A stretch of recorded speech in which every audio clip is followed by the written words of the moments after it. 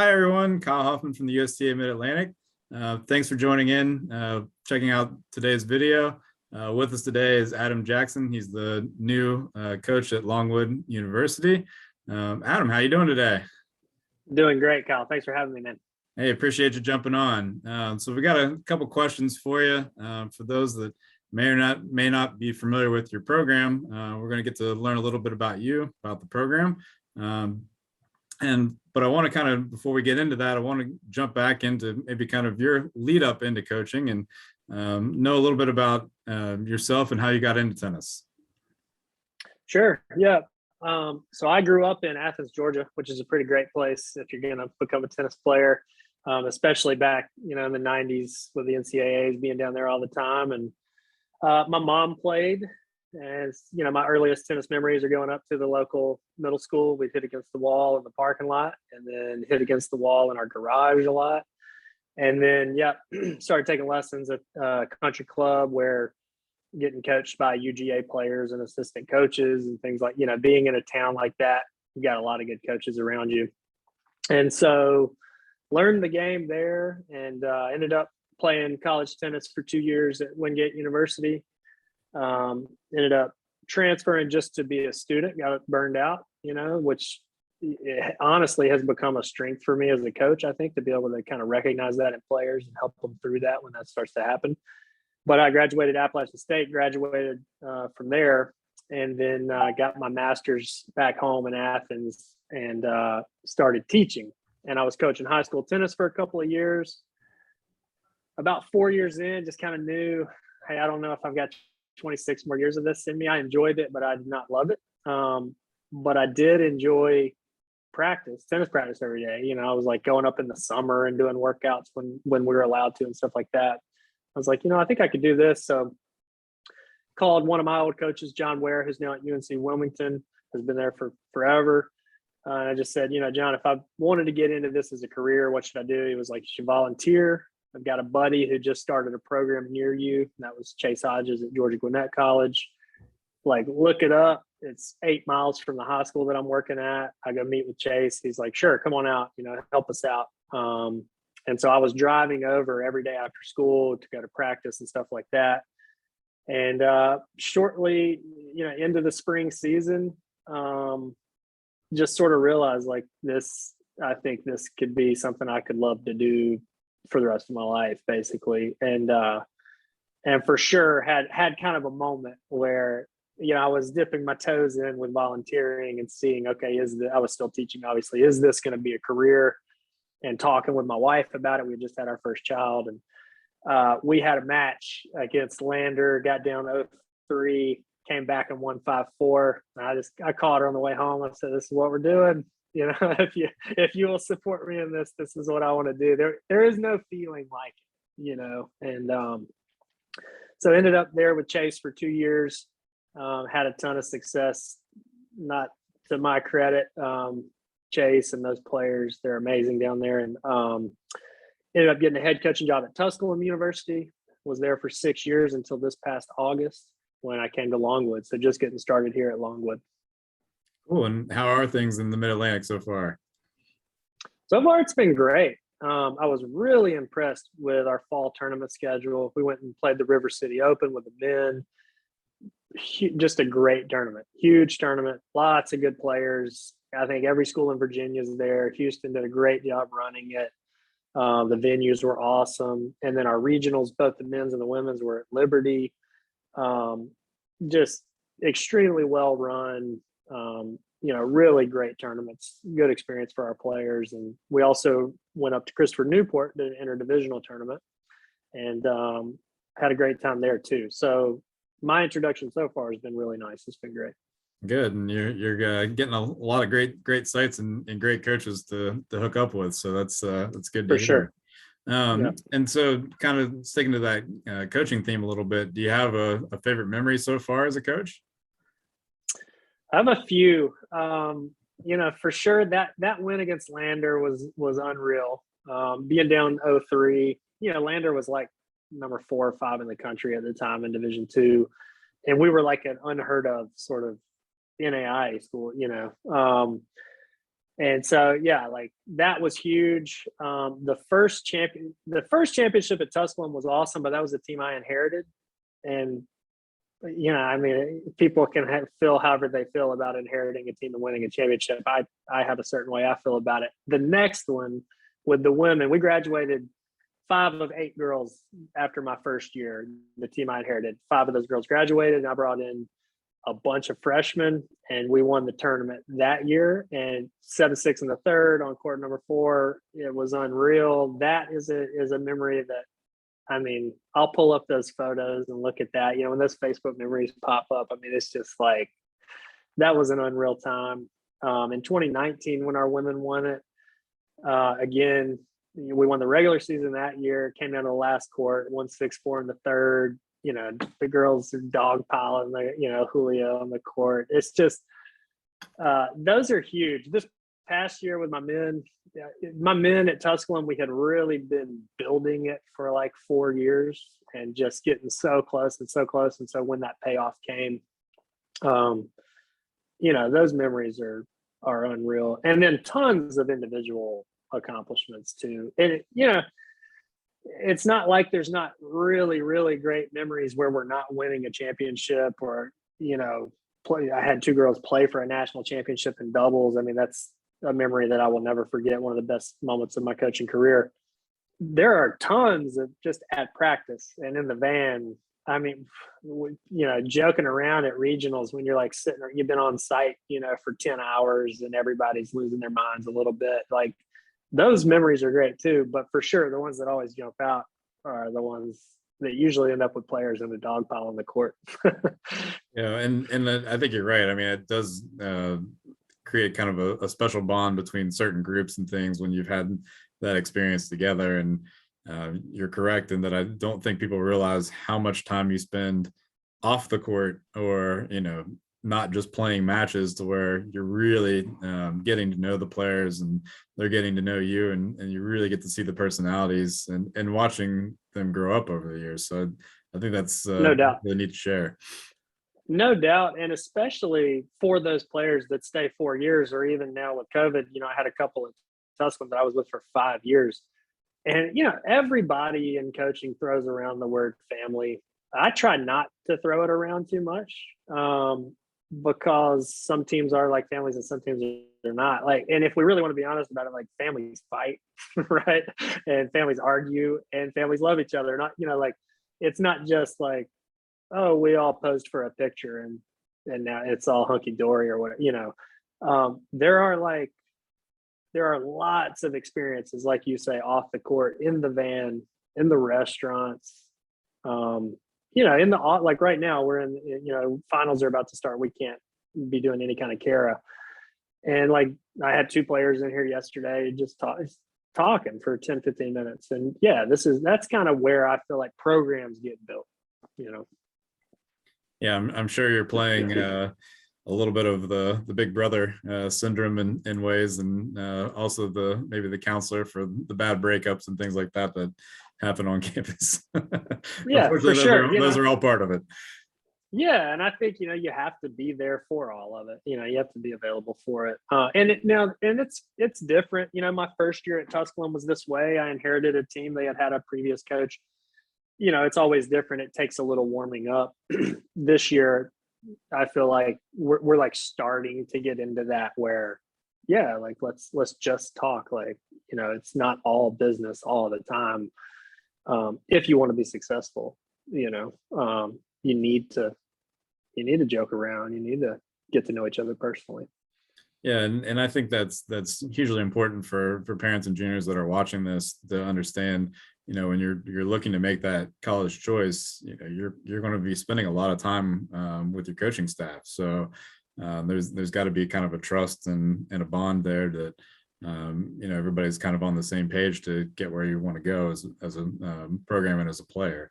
And kind of on that note too, Adam, I'd like for you to kind of a little bit talk about that part with the recruiting process and you know, kind of walking through from a junior parent perspective of, you know, how do they even get started in that recruiting process? Yeah, I mean, I think that obviously tennis recruiting is a great resource, and friends, teammates from your high school team that have gone on to play college. These are all good resources. But I try to answer every email or every phone call that I get.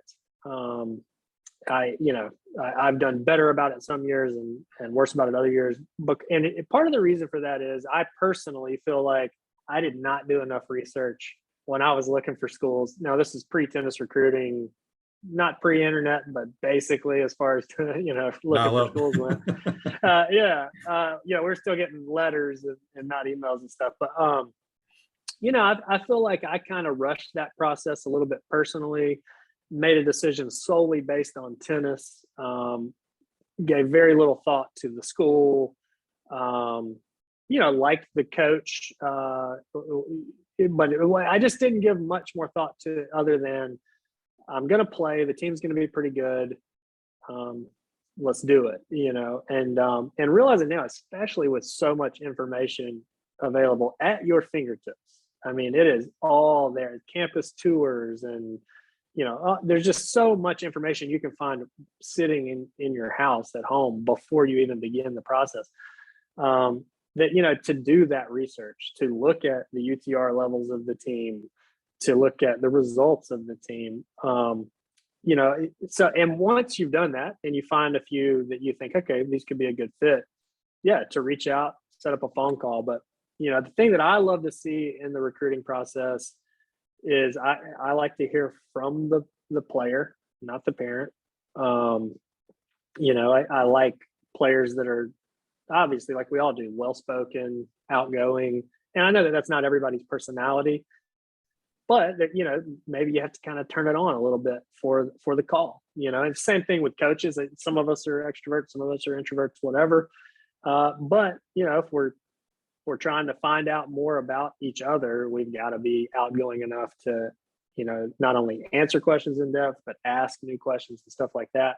So those like visits and things that go really well, I feel like there's lots of back and forth between me and the player. Of course, the parents too, but I really want to talk to the player. That's who that's who I'm going to be coaching. Yeah, that's who I'm going to be coaching. Yeah, exactly.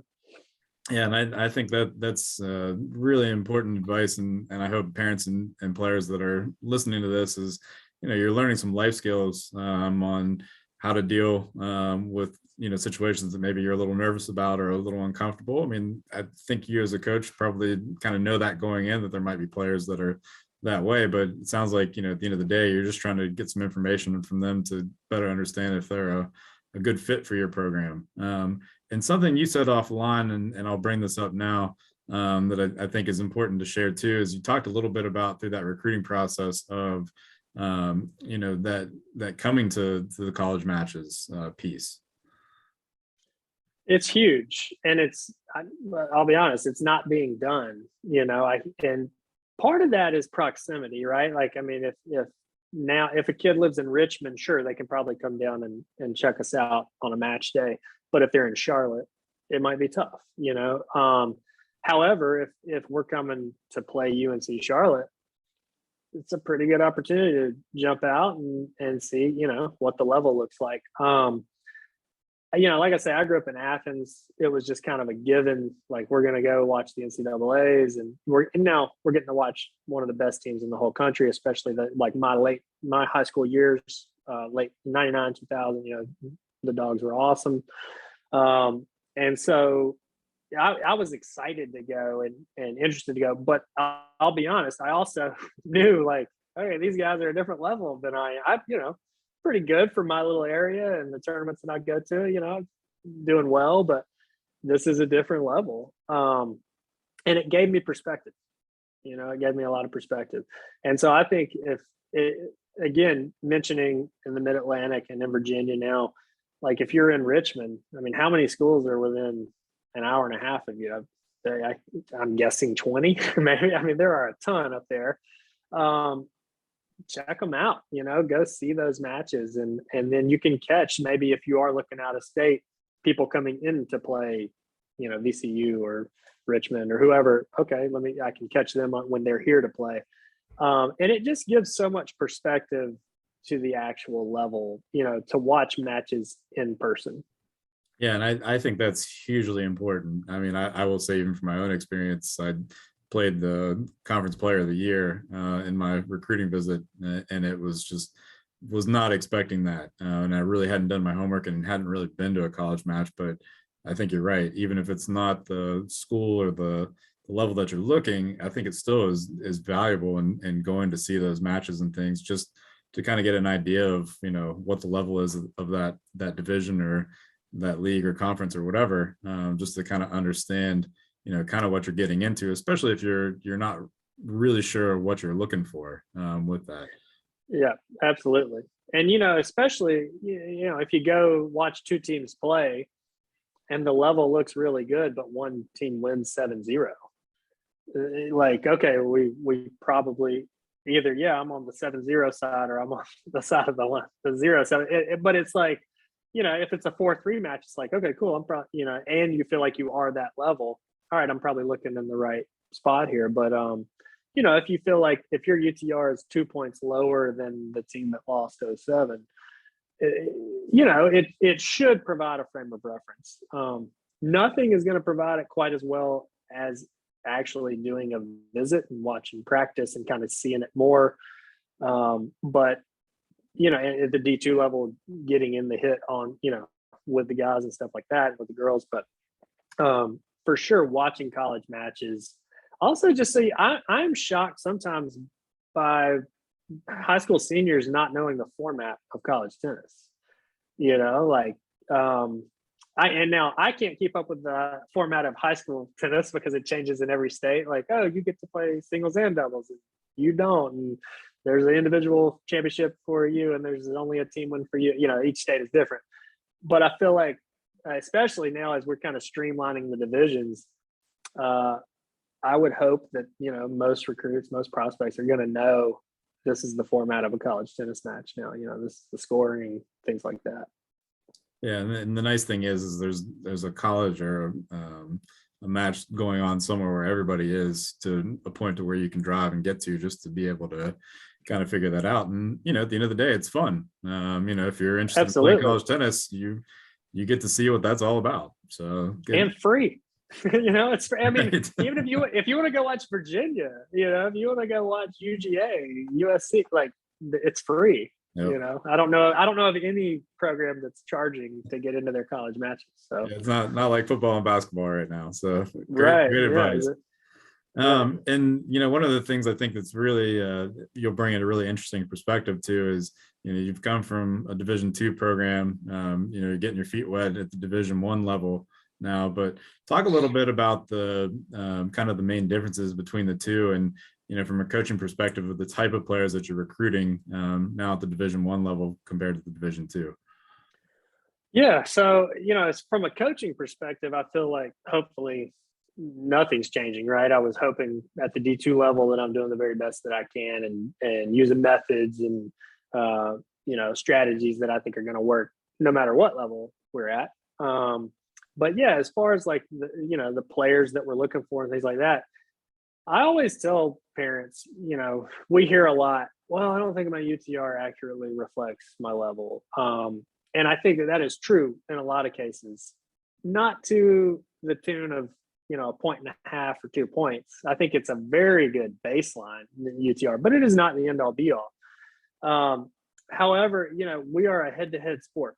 This is the beauty of, like, I don't have to watch. I say this all the time. Like, I'm not soccer or basketball or football. I don't have to watch your chemistry with another player or how you work in a group or any.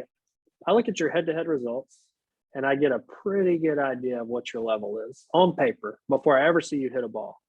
I tell recruiting agencies all the time, I'm like, if the video is good but the results are bad, I'm probably going to pass. If the video looks terrible but the results are good, I'm going to take another look. I want to talk to that kid, because you might have a unorthodox forehand, but if you win tennis matches, I don't care, right? Like, that's fine. And so, really, like, the difference between the D2 level to the D1 level, I'll be honest, I'm looking at a lot of the same kids. I'm, at these fall tournaments this year, I'm looking at kids. I'm watching kids play matches against my Longwood players that I made offers to when I was at Tusculum in Division II. I think at every level, we're just looking for the best players that we can find. The way that I describe it is the volume of good players is different at each division, right? Like there are D3 schools that are very, very good.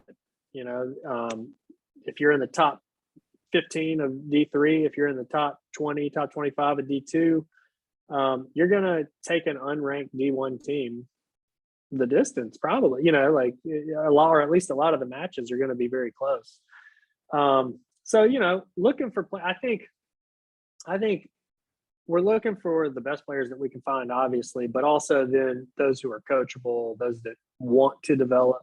I always talk about, I want players who like to practice, who enjoy practice, because not everybody does. Not everybody enjoys practice. And one of the bigger things that I look for is who is playing a lot of matches, and not even necessarily going to a lot of tournaments. But, I always ask kids, how are you practicing? Are you doing it with an individual coach? Are you doing it in a group? Or are you just hitting with friends? By my senior year of high school, I was more or less hitting with friends and playing matches every day. I think I was going to a group clinic once a week by that time. But pretty much by that time, it was like, my strokes were pretty ingrained. If there was something that jumped out that was really bad, sure, go get a private and see if you can iron that kink out. But at the end of the day, they need match play so badly. And so I love hearing from players like, oh, I go to a group clinic 2 days a week, but then me and, 3 of my friends, we typically play a set or, 2 sets 3 other days a week. That's what I want to hear, because that's the player I think that likes to compete. And this gets into maybe a little bit of a controversial topic, but I think that a lot of players and maybe parents are the driving force behind this, but they're getting allergic to competing. Like, where I had set up a challenge ladder, and you can't get kids to play. I grew up in Athens. We had a challenge ladder. We had like 50, 60 kids on it. 30 of them played college tennis. It was the best. It's free. It's all it is a phone call away. Go play matches. And it mattered. If you won, you moved up. If you lost, they're moving one spot ahead of you. There was a consequence. And man, it taught you how to compete. I definitely think by the time you're looking at colleges, sure, you can be working on technical stuff still, but you need to really be learning how to use what you have at this point. You need to be fit, and you need to be like ready to compete. So I think match play is huge. I'm looking for those players who really enjoy playing matches. Okay, and I think that's good advice, especially players that are looking at some of the differences between the levels. I know you hit on a lot of points there for that. And I know I've heard you say before too, is, and this kind of goes into my next question with how do players make themselves more recruitable, but also, what are the kind of the coaches looking for in terms of, look, I want to play Division I tennis, and, I've just made that decision because that's the highest level I can play. But from your end is, what are you wanting to see from those kids to make them more attracted to you to want to play or come play for you at a D1 school? So and it's a great question, and it's I'll be honest, 100% honest. I've coached at the NAI, Division II, and now at the Division I level, and I've seen some of the best Division III teams. When we were in the Atlanta area, we would play Emory and stuff. There is really, really good tennis at every level. There's really bad tennis at every level as well, right? Like there is a wide range at every level. And maybe it's a bit of a chip on my shoulder of having coached a high level D2 program for the last 6 years, and honestly getting snubbed sometimes by solid juniors, because they would rather sometimes sit on the bench at a Division I school than win a championship at a Division II school or Division III school. And I'll be honest, I don't really understand that. That is not how I was wired. I wanted to play. I tell as I recruit, of course we're going to have a couple of walk-ons and things. You're going to have somebody who's at the bottom of your roster. In those kids, I always tell them first, there is a school where you can play number 4 your freshman year. There's maybe a school you can play number 2 your freshman year. It might not be in Division 1. However, if you want to come here, what we're looking for is you need to be extremely coachable, right? There's nothing worse than maybe coming in and your level's not quite there and you don't want to listen or you're not willing to put in the work. So you've got to really be driven if you want to come, to this level, knowing that maybe it's like you say, well, it's the highest level, so that's why I want to go there. My thing, like if a kid's a 9.5, 10 UTR, you could be playing 5 or 6 on the 22nd, 21st ranked Division 2 team or like the 15th ranked Division 3 team. In my opinion, your overall experience is probably gonna be a lot more fun there than, hey, I'm going to grind as the 8th player out of 8 at Division 1. However, if that's what that kid wants, awesome. But you need to be really open-minded. You need to be coachable. You need to really work hard. You need to be super intrinsically motivated, right? You don't want, as a coach, to have a player who says, well, I think I can make it at your level, but then I have to push you every day to, you need to be very intrinsically motivated. Well, and I think one thing that you're bringing up here too that I think it's really important for a lot of parents and players to understand too is that coaches are going to do their homework on players too. When you talk about being coachable, I mean, you're going to ask around about these players as well. So understanding when you're going and playing tournaments or having your match play and stuff in.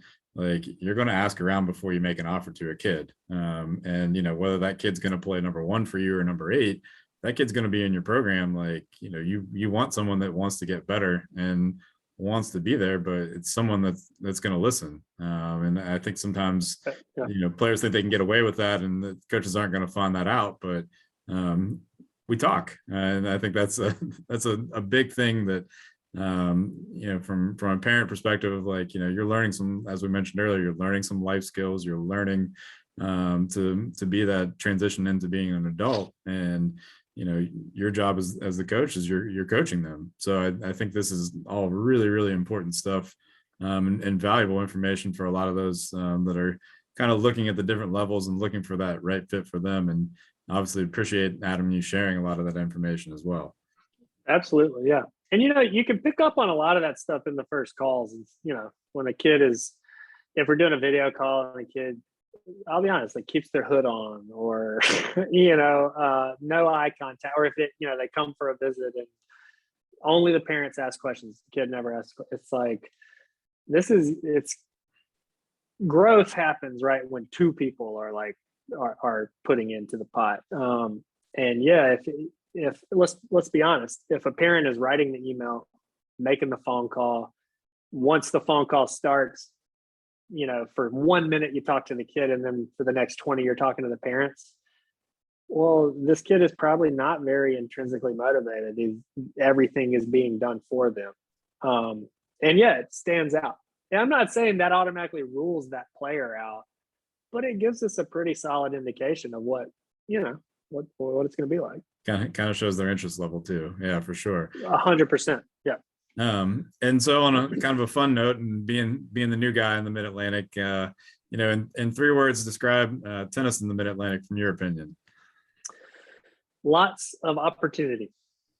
And I say that because, we got here, I've got 2 little boys. I've got a 9-year-old and a 7-year-old. And my 9-year-old is just getting to the point where we really wanted to get him involved in some tournaments. This summer we were hoping to, and we were in East Tennessee, also in kind of a rural area. Here at Longwood, we're in a rural area. But we couldn't find 10 and under. Toward the end of the summer, we were looking for something, and it was just harder to find. We're gonna have to drive 3 or 4 hours. And we got here, and boom, in November, we drove up to Richmond. He had a great, first 10 and under tournament, really well run at the Westwood Club. Kudos to those guys up there. round robin format. It was just really nice. And it was the whole tournament. You know, we had some tears, we had some wins, we had a little bit of everything for a not 10 and under tennis tournament. But it was great. And it really gets me excited, you know, for next year for my own kids, but also just kind of seeing we're near Lynchburg. I think there's a lot of opportunity for tennis here. I'm hoping to bring more opportunity for tennis to this area in Farmville and Appomattox. So, you know, I hope to personally contribute to that as well. But, you know, I think the USTA I was very impressed with the 10 and under format at that tournament too. And I know we're talking higher level, but I just got here. This is my first It all feeds in together. Yep. Exactly. I thought it was really smart to do it round robin style. And they played full sets to 6. And, you know, it was a green dot full court, exactly what we were hoping it was going to be. So it was a very good experience overall. Good. Well, Adam, thank you for the time today. Thanks everybody for checking out the videos. If you want to check out more of content that we have up on the Coach Resource Library, or check out the USTA Mid-Atlantic YouTube page. Thanks everyone. We'll have another video soon.